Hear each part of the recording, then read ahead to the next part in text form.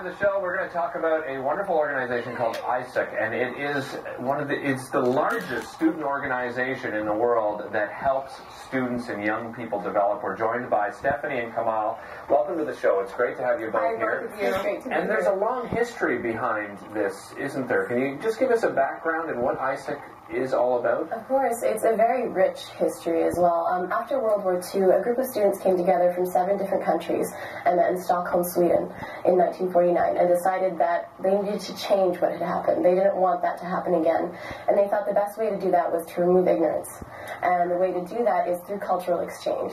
The more we know about other countries, the less we'll be scared of, the less we'll be intimidated by, and that's how AIESEC started. So that philosophy still remains, but has it grown from that original start? What are they using it for now?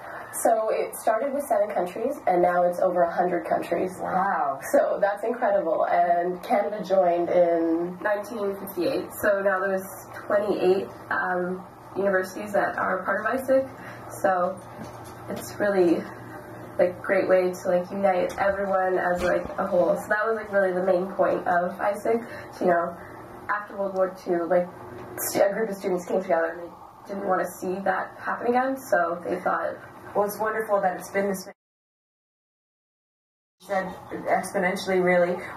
Tell us a little bit about some of the programs, because there are many. We were having a look at the website, and it's really unbelievable. Maybe we'll start with the Global Internship Program. Okay, so there's 4 different types of internships. You can have development internships, you can have educational internships, there's IT internships for the tech industry, and there's managerial internships. So the acronym for AIESEC actually doesn't stand for anything anymore because we've expanded to so many different areas.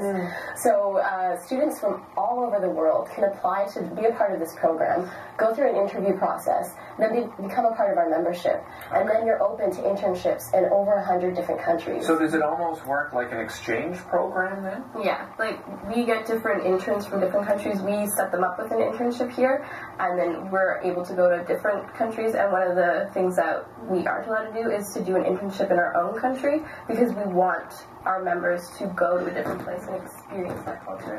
Which is so important, isn't it, in today's society, because, a lot has changed since the Second World War, and one of it being that our countries are so much more diverse now. Does that add to it?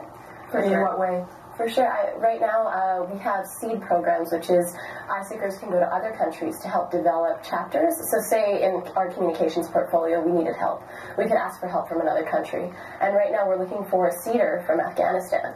So that just goes to show we're broad. We are accepting of every culture, every race, every ethnicity. And that's so important in today's world, and is so true of the Canadian culture. Is there a particular kind of student that would benefit more than others, or is this open to any student? It's really open to any student who's wanting to kind of personally grow, because that's really what we do. We kind of get these opportunities that you wouldn't necessarily get anywhere else to benefit and grow, with leadership opportunities and personal development. Yeah, and you have conferences. Oh yeah, here too, don't we have conferences. We have 2 major national conferences. We have National Congress in January, December, around that time, and then we have National Leadership Development Conference. This year it's in Winnipeg, and next year it's actually going to be in Ottawa. And the biggest part of that is personal development. So we want our students to grow, we want our students to excel, we want them to be the best business professionals that they can be, so when they go in the workforce, they can instill best business practices, be innovative thinkers, and bring change to any business that they go into. So NLDC is an absolutely incredible experience, and I'm so looking forward to it. We're applying for grants for our students to go, because we think that anyone should experience it. Well, obviously the benefits for students is just, endless. The learning and everything that you can gain from being a part of it. Let's talk just briefly about the benefits for actually employers to get on board. Yeah, for sure. Anything that you want as an employer, we are willing to match with you. So we have a matching process on our internal server, and students from all over the world can apply.